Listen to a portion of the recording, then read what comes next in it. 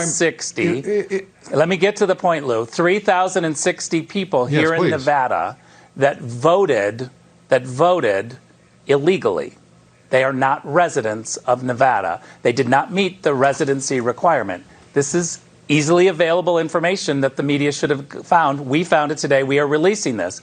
These people potentially could all be violating Rick, now federal law. May I interrupt you here, we are going to ask DOJ, and we're going to ask the FBI to look at each one of these. If I may, you're going to.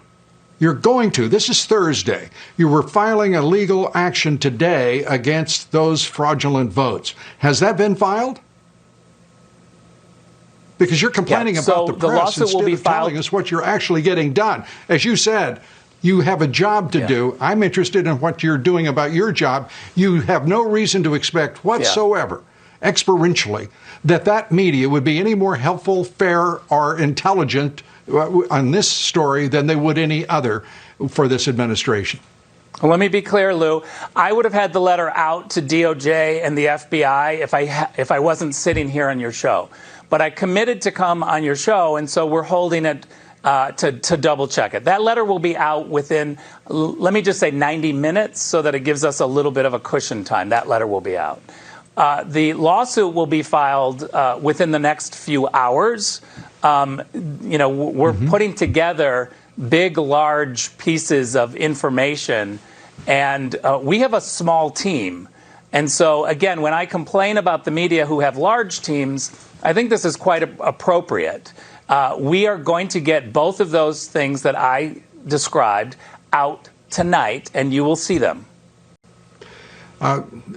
Rick, I know you can't predict anything, but I sure as hell hope you're trying to shape the outcome. And we'll leave your complaints about the national left-wing media. We just want the truth to a memoir, because there's not. You may not get it. You're not getting treated fairly. The president is facing a fight that increasingly looks like a lone wolf to deal with all of this. Where in the hell are Mitch McConnell? Where is the Republican Party? Where is Ronna McDaniel? Where aren't they out? Why isn't the Republican Party en masse demanding the Department of Justice move in here? It's been absent for the entire process. Can you give us an answer to that? Look, what I can say is some of those individuals that you just mentioned have absolutely reached out and said, what can we do, and are fully involved. I'm not asking for little sweetheart letters. I'm asking, why aren't they demanding the Department of Justice step into a political crime as it appears obviously to many? Thank you, Rick, and I will do just that. And thanks, Rick, for spending your time with us, and I apologize for delaying your legal action. Ric Grenell, former DNI. So that was Fox Business host Lou Dobbs absolutely flipping out at one of Trump's advisors, Ric Grenell, for not doing enough right now to help Trump. Supposedly, people like Grenell, everyone in the Trump camp, everybody but Trump, is failing him because they're not doing enough to fight this attempt by Joe Biden and the Democrats to basically steal the election. Why aren't they suing more? Why aren't they doing more direct action? Why aren't they getting the Justice Department involved? Why aren't they doing everything they can to stop this supposed election theft by Biden and the Democrats? And it's showing this growing cleavage within the Republican Party, within the right, within the Fox News crowd, between the relative moderate Republicans and the absolute diehard Trumpers. And the latter group is losing it right now. And the former group, I think, is just looking for a way, frankly, to not get torn apart by Trump's potential loss. And I love seeing it, because usually I have to talk about how the left fights itself, and it's nice every once in a while to focus on the right wing and their supposed infighting. And here you really do see it. You saw Fox News call Arizona, one of the first sources to call Arizona for Biden against Trump. And not only did Trump directly call Rupert Murdoch to complain about that. But you see people like Lou Dobbs mad about it. Some individual Fox hosts are mad about it. While, the Fox News side, the actual journalists and reporters, people like Chris Wallace, stand by that decision.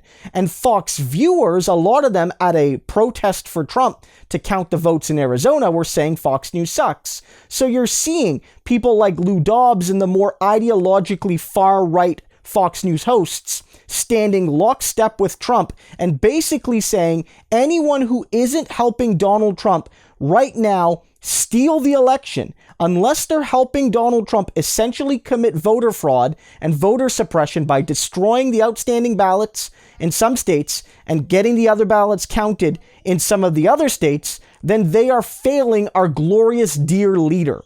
And this is not good for the right-wing movement. It isn't. Because if Trump does indeed lose, there's going to be a lot of people who are not only going to blame the left-wing media, and they're not only going to blame Biden and the Democrats and AOC and Bernie Sanders, they're definitely going to blame the centrist, relatively centrist conservatives who, gave too much airtime to Joe Biden and tried to both side things and had Chris Wallace give that really tough interview to Donald Trump and had Fox News, even just ask Donald Trump regular questions instead of just giving him a fawning interview every single time. And they will start to tear at one another. And you're going to see this be an issue. And earlier today, I did a video on this, and it is speculation, but it's from CNN, that within the White House, Donald Trump is already talking about running in 2024. That he sort of is getting people are getting into his ear, and maybe he's starting to realize that he's lost this election. Now, he probably is convinced he didn't lose legitimately, even though he definitely did. But the fact is, he knows he can constitutionally run again in 2024, and he might seize that effort. And that could tear the Republican Party apart, because right now they have an opportunity to actually get rid of Trump without probably losing the Senate, and they might see that as a win-win. But Donald Trump continuing to effectively run for president for 4 more years, attacking the mainstream Republicans, attacking the Fox News people that betrayed him, attacking all other media sources, attacking anybody in the Republican Party who was disloyal, my goodness, it's going to be an absolute cluster. It's just going to be totally off the walls. Wait for it, because that could happen. It really could. Right now, the left is starting to have these debates. Nonsensically, you have corporate Democrats already blaming the left for, supposedly losing them seats, even though Biden ran as a hardcore moderate and actually ran against Bernie Sanders and his policies in a lot of ways. But the right-wing infighting, for the first time in a long time, might be the actual story. It's a really unique situation.